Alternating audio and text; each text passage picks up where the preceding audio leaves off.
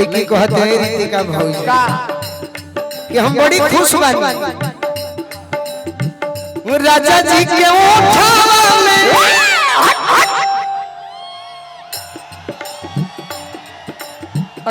राजा जी के ओठवा में ओठ जब सोती ओठ जब सोती हो ओठ जब सोती राजा जी के ओठवा में ओठ जब सोती ओठ जब सोती हो ओठ जब सोती भूख भूख करी हमारा दिलवा के मोती दिलवा के मोती हो दिलवा के मोती भूख भूख करी हमारा दिलवा के मोती दिलवा के मोती हो दिलवा के मोती का काश बाबा हमार सब बनिया में पी का जाई इनको गाला अतना कमा करो का चाचा इनको गाला पर जरब हो गइल बा ठेला पड़ गइल बा गाला पर अतना कमा करे गो थर्मस तरह ना किनेला कहत रहे 25 दिन से व्यस्त बा हेलो भाई हम मजाक ना करो सही बात बाकी हमारे पानी और वो जो सही बात किरण भर लफके दरियावे में रात भर लफके दरियावे में नेहान होखती रहे एसबीआई टूना शर्मा जी 1 रुपया ना दिहले सही बात आ कहत है जे 1100 बोल दी हौलेली 500 हां ई ठीक बा सही बात ललचावत ना देबो तो छोड़ो हम एजा सहू पैसा पर लेके आई समाज के इज्जत बचावे खातिर आ जब जब ये कमेटी हां दी दुर्गा पूजा समिति लटा के याद करी तब प्रोग्राम में ना ना किडनी लीवर सब हाजिर वाला लटा गांव का जय हो पैसा से हमको मत आके देवे के बात तो दो ना तो ललचावो जो हां जी ना तो हम तारे के 2000 दे दे बैठे खातिर ई अलऊ किरण भर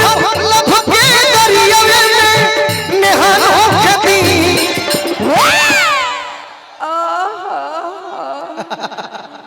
मजा आ गई थे दोस्त कहब कि धा लेनी है ना तो गिरले रहे अबले तो तारे के गिरे दे भाव ओइजे से भाव दे ही से कहत नहीं धोखा मत दो और कि आज राजा जी के पुरवे जवान होखती आज राजा जी के पुरवे जवान होखती राजा जी के पुरवे में जवान होखती आज राजा जी के पुरवे जाओ मुझे हरी हरी चूड़िया अपना बना ले मुझे मालूम गोरी है कलैया बेटा दे मुझे हरी हरी चूड़िया जियो जियो अपना बना ले मुझे बाल में गोरी है कलैया आज के घरे में जवान हो खदी आज राजा जी के घरे में जवान हो खदी तैयारी में रहो मगन रोआ गनगनाई पिया रोआ गनगनाई पिया कोरा जब उठई है आज ठाकुर मनोज हमार जिया जुड़ई है अच्छा तहर नाम का हो सोना सोना सोना नाम चला ना बहुत अच्छा नाम गोलू राजा के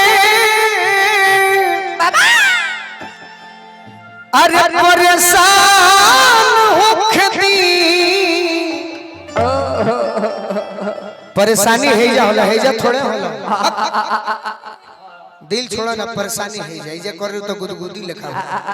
दोसर मन हो ई अलऊ गोलू राजा के परेशान होखती तने एक बार ताली हो जाए का भाई। अभी ना हम म्यूजिक बजवाओ तनी गीत पर। अरे कि आज राजा जी के पुरवे में जवान होखती, आज राजा जी के पुरवे में जवान होखती, ये रहू गोलू राजा के परेशान होखती, ये रहू गोलू राजा के परेशान होखती, आज राजा जी के जवान होखती, आज राजा जी के पुरवे में जवान होखती, आज राजा जी के पुरवे में जवान होखती, आज राजा जी के पुरवे में जवान होखती, आज राजा जी के पुरवे में जवान होखती।